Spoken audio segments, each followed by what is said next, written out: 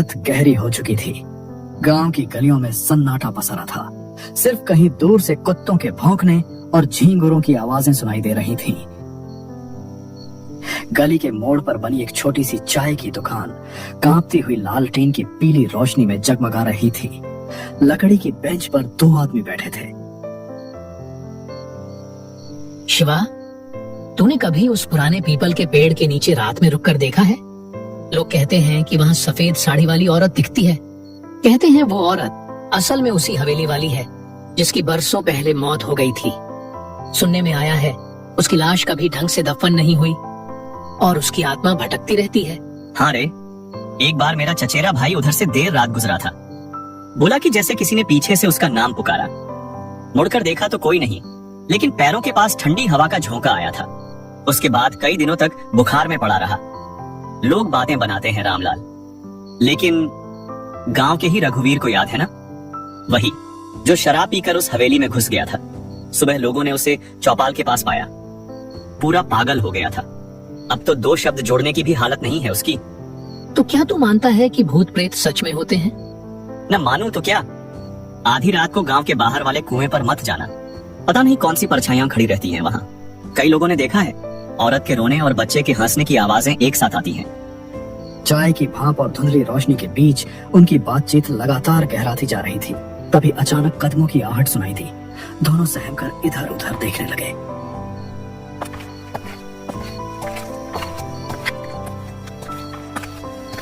गांव के सन्नाटे को चीरता हुआ उनका तीसरा दोस्त वहां आ पहुंचा। उसका चेहरा थका और बुझा हुआ था, मानो किसी अनजानी यात्रा से लौटा हो। वह पास आकर बैठ गया। कुछ देर का सन्नाटा छाया रहा।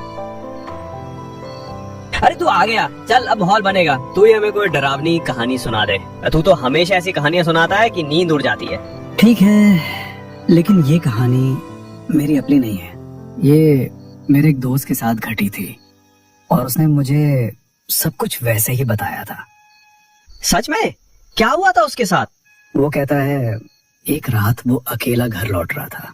रास्ता सुनसान था, चारों तरफ सिर्फ अंधेरा और ठंडी हवा चल रही थी। तभी अचानक उसे लगा कि कोई पीछे पीछे चल रहा है। फिर धीरे धीरे उसने अपनी पुरानी आदत दोहराई, डरावनी कहानियां सुनाने की। उसकी आवाज धीमी थी, पर हर शब्द माहौल को और बोझिल कर रहा था। उत्तर प्रदेश की घनी जंगलों से घिरा एक गांव है, नाम है भैरवपुर। दिन के उजाले में तो यह गांव किसी साधारण बस्ती जैसा लगता है। खेतों में काम करते किसान, चौपाल पर बैठे बुजुर्ग और कच्ची गलियों में दौड़ते बच्चे। लेकिन रात होते ही भैरवपुर की पहचान बदल जाती है। गांव पर एक सन्नाटा छा जाता है, जैसे हवा तक अपनी रफ्तार रोक लेती हो। लोग दरवाजे खिड़कियां मजबूती से बंद कर लेते हैं, क्योंकि उन्हें पता है इस गांव की रातें किसी और ही दुनिया से ताल्लुक रखती हैं।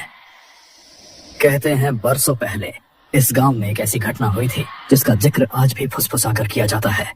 उस घटना के बाद से भैरवपुर की हवाओं में एक साया बस गया। कुत्तों का एक साथ रो पड़ना, पुराने पीपल के पेड़ से आती कराहटें और उस सूखे कुएं के पास सुनी जाने वाली औरत की चीखें। ये सब किसी भ्रम का हिस्सा नहीं, बल्कि इस गांव की सच्चाई है।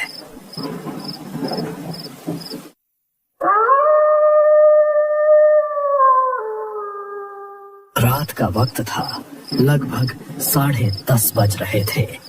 गांव में हल्की हल्की हवा के साथ बारिश भी हो रही थी और यहाँ सूरज के बेटे की तबीयत बिगड़ती ही जा रही थी। कोने में हल्की सी एक लालटेन जल रही थी। दोनों पति पत्नी अपने बच्चों की तबीयत को लेकर चिंतित थे। सूरज का मन तो था कि वह अपने बेटे को शहर के अस्पताल में ले जाए, लेकिन गांव वालों से उसने जो सुना था उसे सोचकर उसकी रूह कांप जाती थी कि कहीं उसके साथ भी कोई अनहोनी ना हो जाए।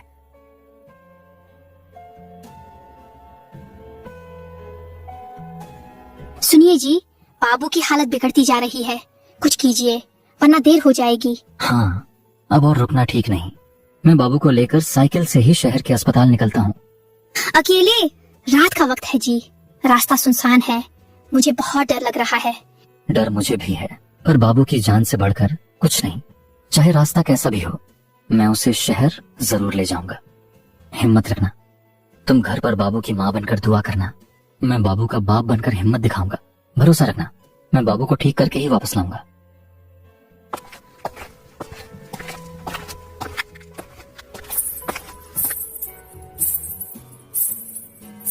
उस रात एक पिता अपने बेटे की जान बचाने के लिए एक ऐसे खौफनाक सफर पर निकल पड़ा था जहां कदम कदम पर खतरा था। इस गहरे अंधेरे के बीच साइकिल चला रहे सूरज के मन में डर बढ़ता जा रहा था। इस डर का कारण था शहर की तरफ जाने वाला यह इकलौता रास्ता। बारिश अब और तेज हो चुकी थी।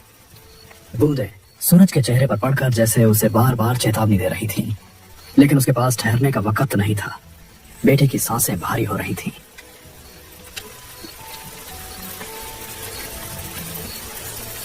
और हर पल उसके हाथ से फिसलता जा रहा था। रास्ता सुनसान था। दूर दूर तक सिवाय काले अंधेरे और बारिश की आवाज के कुछ नहीं था। यह वही रास्ता था जिसके बारे में गांव में कई कहानियां सुनी जाती थी। लोग कहते थे कि इस रास्ते पर रात में कोई परछाई चलती है, कोई अजीब सी परछाई जो साथ साथ चलती है और अचानक गायब हो जाती है। सफर अभी बहुत लंबा था, इसीलिए सूरज अपनी साइकिल तेज चला रहा था ताकि वह जल्दी शहर पहुंचकर अपने बेटे की जान बचा सके। लेकिन अब बारिश बंद हो चुकी थी।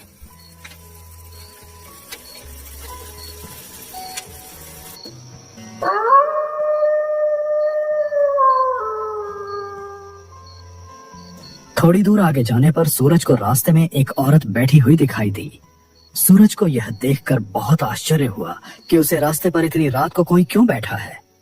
बेटा जरा रुक जा, ये टोकरी भारी है, मेरे बूढ़े हाथ कांपते हैं, उठा नहीं पा रही। अम्मा, मेरा बाबू बीमार है, मुझे जल्दी शहर पहुंचना है, वरना उसकी हालत और बिगड़ जाएगी।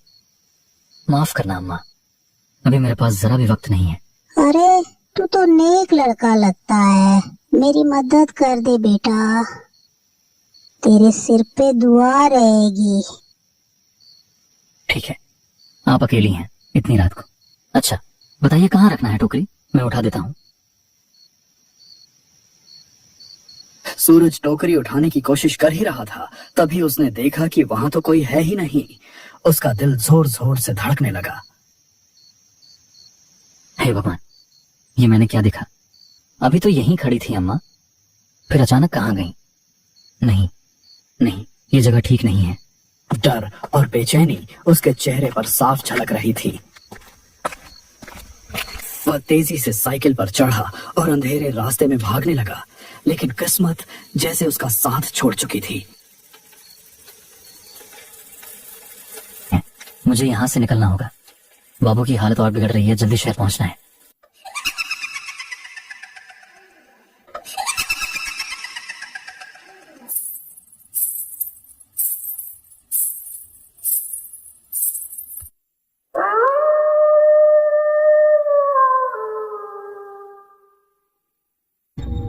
अचानक उसकी पुरानी साइकिल की जंग लगी चेन जमीन पर गिर गई।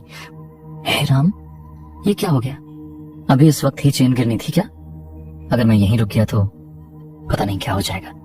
नहीं, मुझे किसी तरह चेन चढ़ानी ही होगी। और सूरज घबराहट में झुककर चेन चढ़ाने ही वाला था कि तभी उसकी रगों में खून जम गया। सामने वहीं खड़ी थी एक औरत, और वह औरत हूबहू उसकी पत्नी जैसी दिख रही थी। उस पल सूरज का मन मानो भर भरा कर टूट पड़ा। अरे तुम यहाँ कैसे? तुम तो घर पर थी ना, इतनी रात गए इस सुनसान रास्ते पर कैसे चली आई? मत पूछो, मैंने रास्ते में एक परछाई देखी थी, वो लगातार मेरा पीछा कर रही है। मैं डरी हुई थी, इसलिए भागकर तुम्हारे पास आ गई। जल्दी करो, हमें यहाँ से निकलना होगा। बाबू को मुझे पकड़ाओ, मैं उसे संभाल लेती हूँ। तुम साइकिल ठीक करो। अच्छा, ये कैसी बातें कर रही हो तुम? लेकिन अगर तुमने सच में देखा है तो मामला गंभीर है। अच्छा तुम बाबू को थामो, मैं चेन लगाता हूँ। हाँ जल्दी करो, वो कभी भी यहाँ आ सकती है। उसने सोचा शायद उसकी पत्नी ही है जो किसी तरह यहाँ तक पहुँच गई।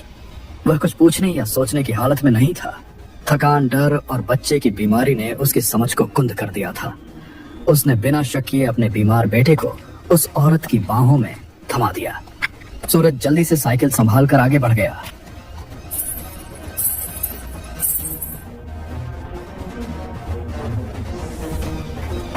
लेकिन कुछ ही दूरी तय करने के बाद उसके मन में अचानक अजीब सा खटका हुआ। उसने कांपते हुए पीछे मुड़कर देखा और यह नजारा उसकी रूह तक को चीर गया।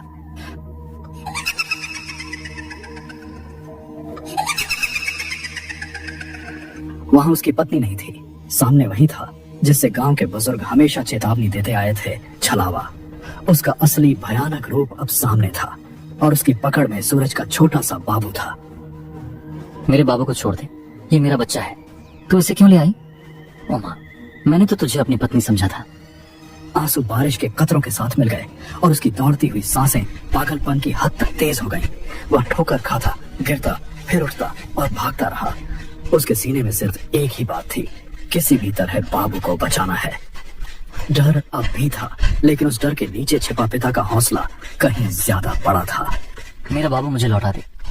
नहीं, ऐसा मत कर। मैं तुझसे हाथ जोड़ता हूँ, मेरे लाल को कुछ मत करना, उसे मुझे दे दे।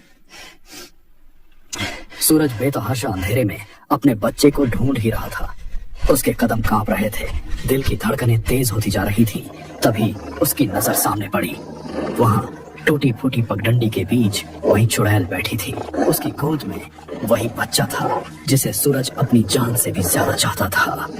लेकिन उस वक्त उसके चेहरे पर एक रहस्यमयी मुस्कान थी, मानो वह जानती हो कि सूरज का डर अब उसके कब्जे में है। नहीं, ऐसा मत कर। मैं तुझसे हाथ जोड़ता हूँ, मेरे लाल को कुछ मत करना, उसे मुझे दे दे। हे भगवान, अब मैं क्या करूं? किससे मदद मांगूं? हे भगवान, मेरा बाबू मुझसे मत छीनो। वो तो मेरी सांसों की डोर है, उसके बिना मैं जिंदा नहीं रह पाऊंगा। ओ परछाई, तुझसे मैं डरता नहीं, मगर मेरा लाल तेरा नहीं है। वो मेरी रूह का टुकड़ा है, उसे लौटा दे। अगर मेरी जान चाहिए तो ले जा, पर मेरे बाबू को छोड़ दे। मैं अपनी आंखों की रोशनी भी तुझ पर वार दूंगा। बस मेरा बच्चा मुझे लौटा दे। छलावा ने अपनी लाल आंखें चमकाई। वह जैसे ही बाबू को चोट पहुंचाने के लिए अपना काला हाथ उठाता, तभी अचानक अंधेरे को चीरती हुई मोटरसाइकिल की तेज हेडलाइट उधर आ पड़ी। हेडलाइट की चमक और इंजन की गड़गड़ाहट ने माहौल बदल दिया।